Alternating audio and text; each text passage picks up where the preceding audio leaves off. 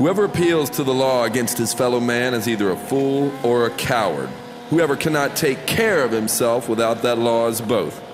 For a wounded man shall say to his assailant, "If I live, I will kill you. If I die, you are forgiven." Such is the rule of honor. Living